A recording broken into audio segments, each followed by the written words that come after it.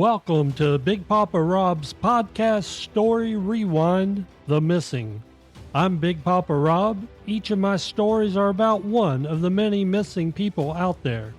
I rewind the story of a missing person in hopes that someone will hear their story and can share information to help find these missing people. There is always someone who knows something that can help find these people. Today we're doing an update episode on 11 of my Missing Persons podcasts.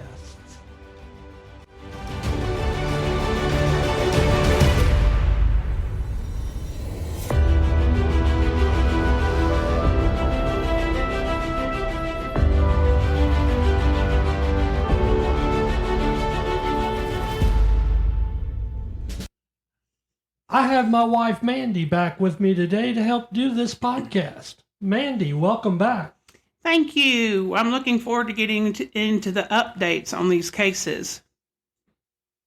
The first case we're going to talk about was episode 17, Layla SantanelloEpisode. As you know, this was the first missing person podcast I did. I repeatedly saw TikToks about Layla from her mother, Jenna Van GelderenEpisode, on TikTok as she was trying everything to get the word out about her daughter's disappearance. This prompted me to do a podcast about Layla. As you know, Layla SantanelloEpisode went missing in Kingsport, Tennessee, June 27th, 2023. Since my podcast that was released October 13th, 2023, there's been a couple of updates to the case. I reached out to both sides of the family about any updates, and at the time, both sides stated that there was some information coming soon. And within days of their responses, Kingsport Police released news on March 4th, 2024, related to Layla's boyfriend Michael being arrested. Michael Thompson was indicted by Sullivan County Grand Jury for identity theft, theft under $1,000, illegal possession or fraudulent use of credit or debit card, and extortion based on evidence collected throughout the investigation of Layla SantanelloEpisode's case. Basically, he posed as Layla and sent Cash App requests to several of her family members and friends after she was reported missing. I spoke on this briefly in my original podcast. I'm glad to see Sullivan County Grand Jury held him liable for his actions in this case. The news release went on to say that there's no evidence to support that Michael had any involvement in Layla's missing persons case. On the same day, Kingsport Police also released a frequent asked question about Layla SantanelloEpisode's case. I won't cover everything they listed, and you can find the link to these in my show notes. I did want to say that one of the questions was, what has Kingsport Police done in the investigation? They showed a lot of their work in these answers, such as 30 search warrants conducted and searched residents that Michael and Layla shared. There's been over 25 subpoenas issued and 6 ground searches conducted.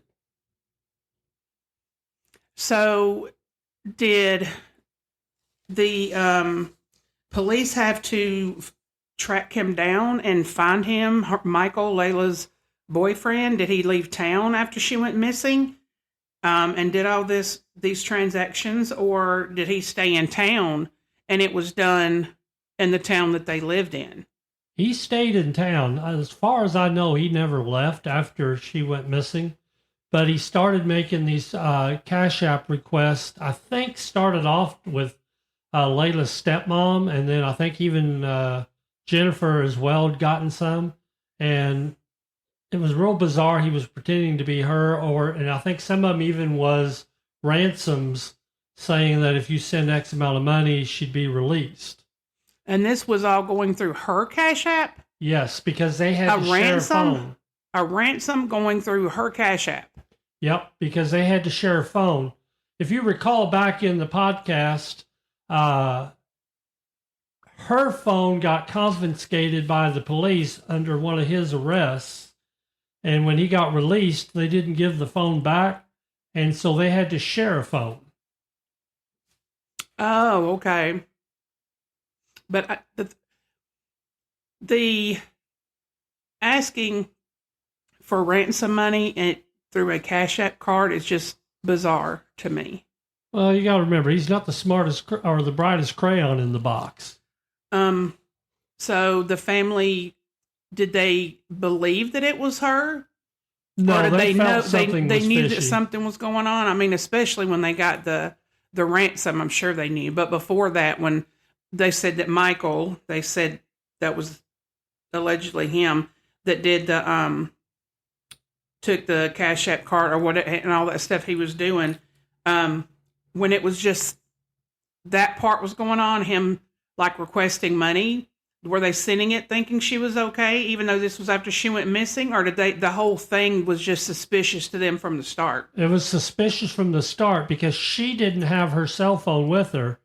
He had it, and when he couldn't find her, he used Layla's messenger to reach out to Jennifer to find out if she knew where Layla was. So they knew that Layla didn't have her own phone. And Jennifer is Layla's mother. Layla's mother. That's what I thought. Okay. And at one point, just before she went missing, Layla had used a friend's phone, messaged Jennifer on it saying she's fine, she loved her, and would get back with her. But then that was the last message that her mother ever got. And what did that friend say happened after she used the phone? After Layla used her phone, what did the friend say happened then? What happened to Layla after that?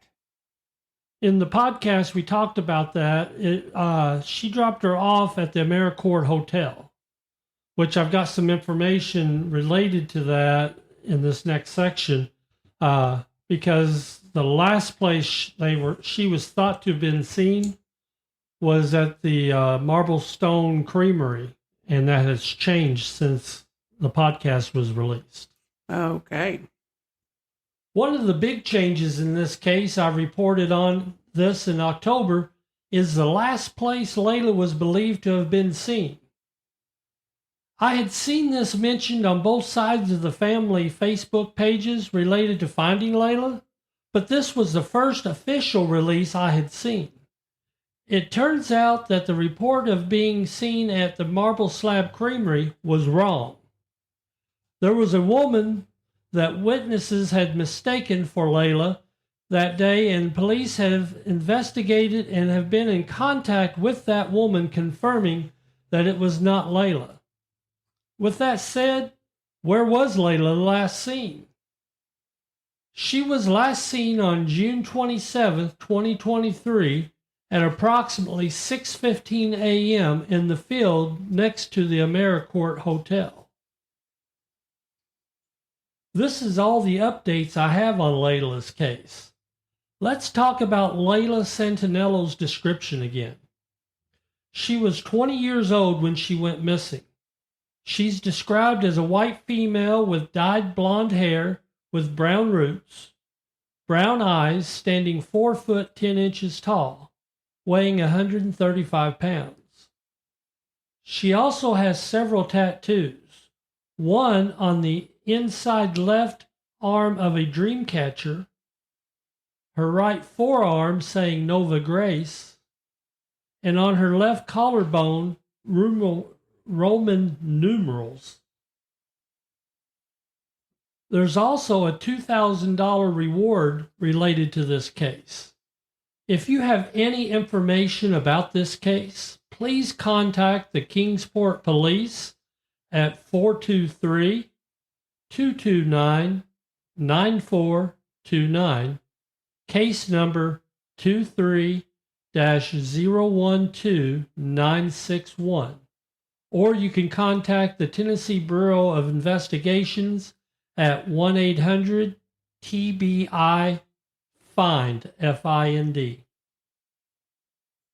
Episode 18, Keeslyn Noel Roberts. Keeslyn went missing January 18, 2020 from the Flying J truck stop in Resaca, Georgia. This case is near and dear to me because as I was moving to Georgia, almost all of my trips back and forth, this truck stop was my fueling stopping point, either leaving Atlanta or the last fuel up before getting to Atlanta. This case and the next case we'll talk about, Caleb Smith, both disappeared from this truck stop, and their vehicles were found at the truck stop just a few parking spaces apart. In both of these cases, this is one of the few times you'll hear me knock law enforcement. In both of these cases, the police have dropped the ball. If you haven't heard about this case, please go back and listen to the podcast, and you'll see why I feel like I do about this investigation. Unfortunately, there's been no updates from the Gordon County Sheriff's Office or the Murray County Sheriff's Office in this case. They still say Keeslyn and Caleb's case are unrelated. I reached out to a family member through the Facebook page Finding Keeslyn to see if there were any new updates on the case, but unfortunately there wasn't any. One thing they did say is that they're working on a campaign to encourage authorities to revisit Keeslyn's and Caleb's cases and encourage people to write letters. There is more information about this on their Facebook page. I looked up to see what, if any, news media I could find on this case, and the last news article I could find was from January 25th, 2023, from Local News 3 out of Chattanooga that did a 3-year follow-up story. This is one of those cases that could use a lot more media coverage and hopefully jumpstart this case again. So since January of 2023, there's been no more information about this case anywhere. No updates. Nobody's come forward to say anything. Just, they're not even, is it being considered a cold case at this point? Or is it still open and the police are going to follow any leads they might get or anything? As far as I know, for her, it's an open case still. Now, there's been some other things go on. Caleb's mother has also tried to put information onto a local Facebook group in that area, and they blocked her, wouldn't let her post anything about the case. And wow. I know there's been some talk from some family members that sheriff elections are coming up and they want to get new blood in the sheriff's office, and hopefully that will help fire something up on Keeslyn's case. Okay. Let's talk about Keeslyn Roberts' description again. She went missing from the Flying J truck stop January 18th, 2020. She was 20 years old at the time. She's described as a white female, 5 foot 2 inches tall, weighing 117 pounds, with blonde strawberry hair and green eyes. She has a tattoo of a sea turtle on her lower right arm. Her father has posted his contact on their Facebook page, Missing Keeslyn, and wishes people to reach out to him if they have any information. His number is 706-226-0069, or you can reach out to the Murray County Sheriff's Office at 706-695-4592, case number 2020-3460. Mandy, why don't you tell our listeners the update on Caleb Smith's story? Okay. On episode 19 was about Caleb Smith.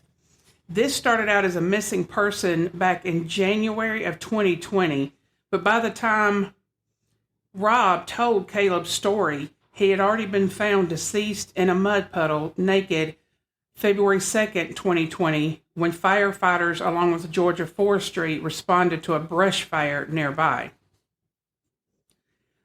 Rob told this story because it started out at the same truck stop as Keeslyn Roberts just 2 days before, on January 16th, 2020.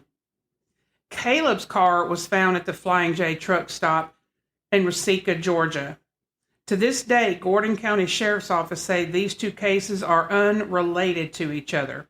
It just happens that two people, 2 days apart, disappear from the same truck stop, and their cars are left behind, parked just spots away from each other. Both were backed into the parking spots. Now, the Sheriff's Department is saying that they are not related at all. Not Correct. at all. And they wouldn't even do fingerprints or anything on either vehicle. Actually, with Keeslyn, since this was Gordon County is where the truck stop is, the dad called Gordon County, and they're like, no, we're not even coming out. You need to file her missing in the county she lives in, which is the Murray County. Not the county she went missing in. Exactly. The county she lives in? Exactly. This is why I talk about this case being dropped. Now, what about Caleb?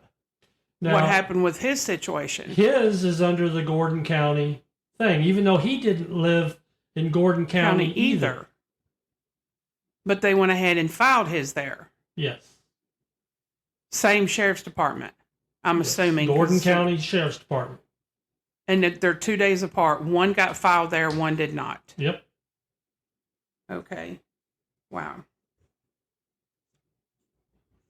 In Caleb's case, Gordon County officials ruled his case a drug overdose and say that he wandered there in the woods and passed away naked in a mud puddle of his own accord, even though his clothes were never found.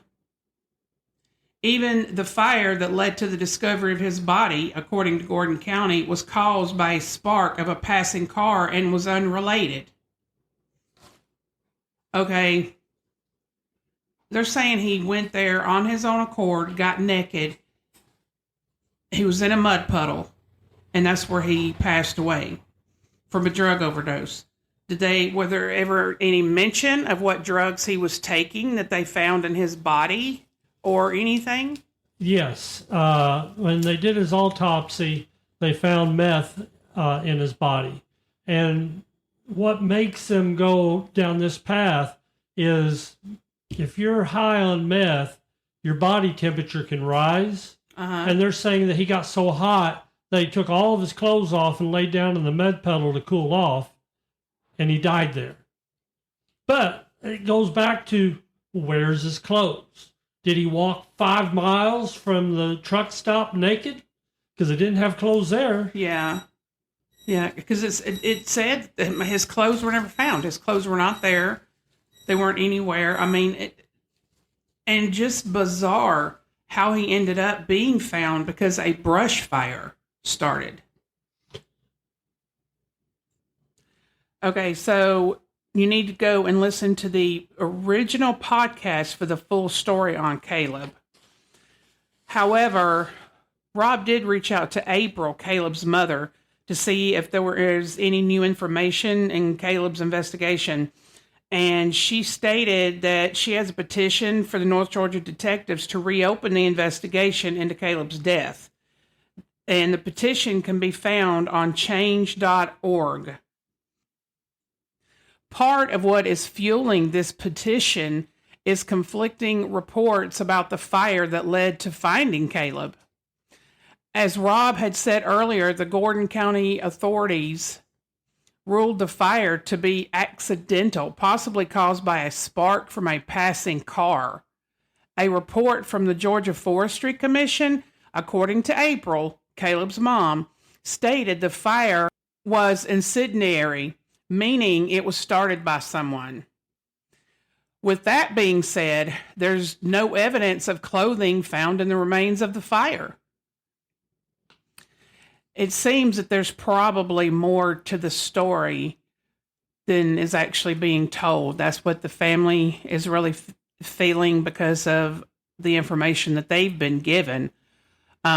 It's as if as soon as they found meth in the toxicology report, according to April, the Gordon County just wrote off this case as an overdose and closed it. But how does a young man end up naked with no signs of his clothes laying in a puddle of water? He's in water. There's never been any clothes found. His car is backed into a parking spot. I mean, they did find drugs in his system, yes, but the missing clothes, I don't understand. I don't get the missing clothes part. Exactly. I mean, so what? This young man happened to be using some drugs. He's still human. He still went missing. And they should treat this case like you would any other case. Yeah. And not just go, oh, he had meth. It's a drug overdose. Yeah. Too bad. So sad. Because everybody has a family. Exactly. And he's got a family that's been searching for answers all this time. Episode 20, Jenna Van Gelderen. This case Rob had originally reported on November 3rd, 2023.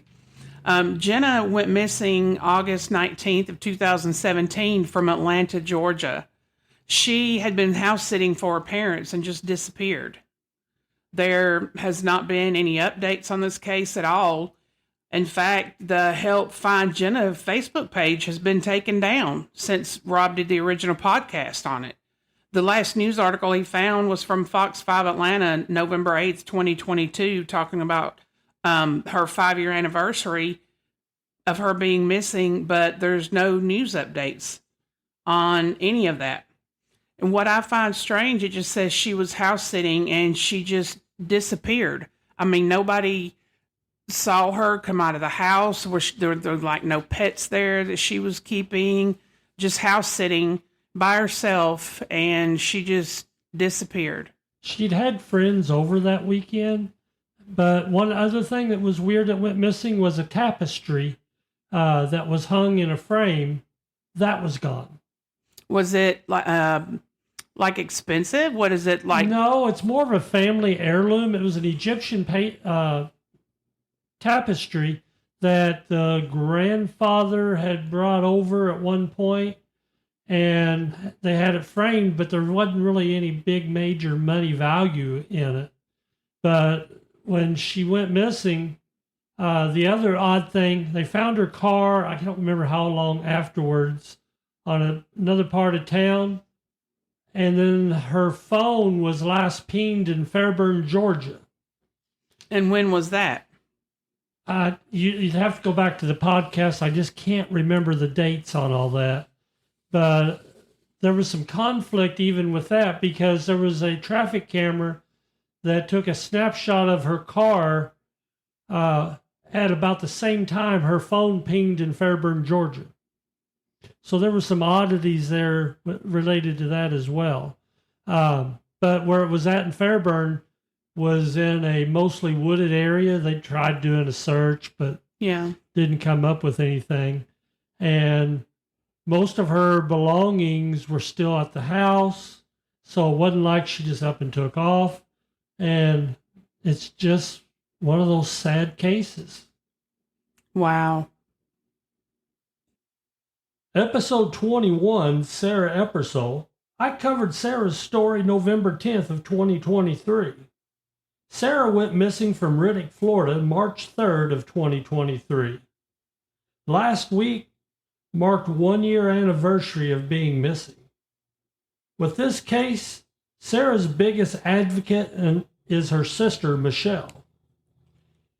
You know, if I ever went missing, I would want someone to be as aggressive and in your face as her sister Michelle's been.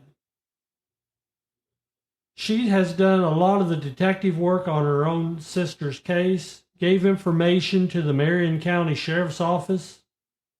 Since the podcast, Michelle has gotten permission from the property owners of the last known whereabouts of her sister on November 29th of 2023. Marion County Search and Rescue went out to the property with cadaver dogs on December 6th. The dogs reacted to something on the property, and they alerted the Marion County Sheriff's Office, and they taped off the area and secured the area for at least 24 hours. Everyone watching this case was in high hopes that this would be a lead to finding Sara. On December 7th, it was reported that by WCJB 20 television station that Marion County Sheriff's Office stated nothing suspicious was found on the property. On March 3rd, 2024, Marion County Sheriff's Office made a Facebook post about a person of interest in the case, a Tyrone Mormon, whom detectives said Sara left with sometime after midnight from the residence that she was last seen at. According to this post, detectives spoke with Mormon, who initially stated that he never had any contact with Sara and wasn't in town at the time. Apparently, they had a witness that stated otherwise. In short, detectives arrested Mormon for giving law enforcement false information. The article went on to say that they obtained Mormon's phone from a search warrant, and there was evidence that Mormon and Sara were at a 24-hour convenience store in the northwest part of Marion County in the early morning hours of March 3rd, 2023. Michelle has two people that she has suspected as being suspects in her sister's case, and Tyrone Mormon is not one of them on her list.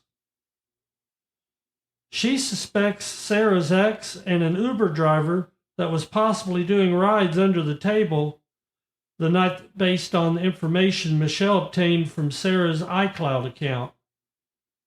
The most recent update in the case is that Michelle has been able to get a private investigator to start looking into her sister's case, and a reward for successful location and physical recovery of Sara is up to $4,000.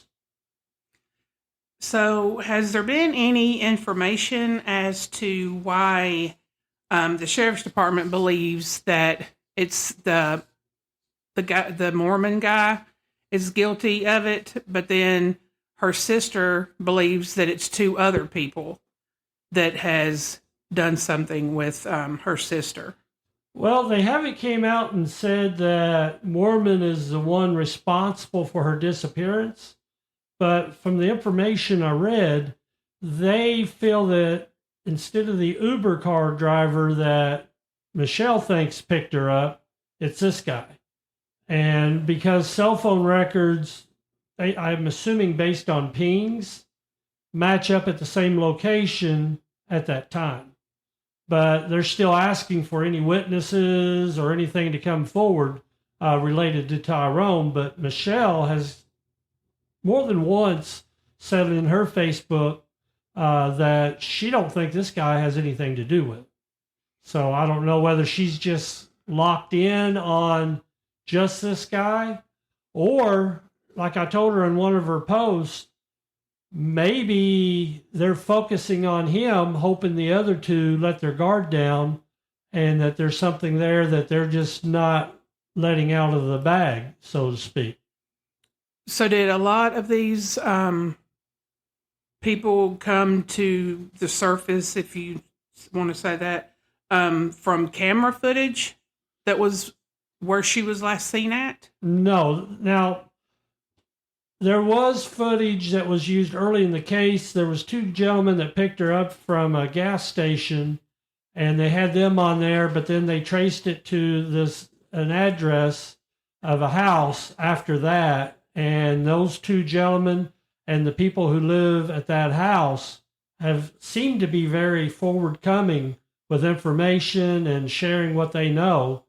But when Sara tried to speak to the Uber driver, he was another one that said, I don't know her or anything, and denied anything to do with her. Now, this is all strictly with Michelle doing her own part. Yeah. And then the car that looks a lot like the description car was he sold it to a junkyard, and just weird things that don't quite line up is what seems to be driving Michelle towards him. And then, well, how do they actually pinpoint this particular Uber driver? She pinpointed this Uber driver based off of phone calls in things that was in her sister's iCloud from her phone. Okay. Now, they haven't technically found her phone, but she was able to access and looked at pictures that was taken and the timestamps on the pictures and things like that. Okay. Let's talk about Sara Ebersole's description. She was 26 years old when she went missing. She is 5 foot 1 inches tall, weighing around 116 pounds. She has dirty blonde hair to light brunette colored hair and blue eyes. She has a tattoo on her right hip of a Kokopelli. I think that's how you say that.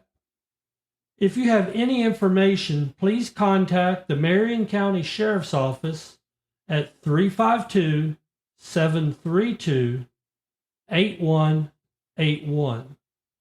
And if you go to the show notes, you'll find a link to their the news report that I referenced in this section of the podcast. Well, Mandy, I think we're going to end this and make this into a 2-part episode because we've gone quite a while and we still have quite a bit more to go. So I think next week we'll come back and talk about episode 22, Holland Snap, and continue through the rest of the episodes up till February. That sounds like a great idea. The stories I tell about the missing, I hope, arms you with new information about these missing persons that might lead to finding them. Additionally, I hope that you will share the information about these people in hopes that by sharing, it may lead to locating these people. As with almost all missing persons cases, there is someone out there that knows something. Please come forward and contact the authorities. Once again, I'm Big Papa Rob, and this was an independent podcast called Story Rewind. Story Rewind, The Missing, is written, produced, and edited by Big Papa Rob. My new co-host is my wonderful wife, Mandy, aka Big Mama. I couldn't continue to do these podcasts without her support. For a donation to help me cover my operating costs, you can go to buymeacoffee.com. You can find the link in my show notes or on my social media pages. Your support would be greatly appreciated. I would appreciate a 5-star rating if you listen to my podcast on Apple Podcasts. And finally, if you have a story idea, please contact me through my social media. A link to my social media accounts is listed in the show notes. I would love to hear from you. Today's music was The Shield by Hot Dope from Pixabay.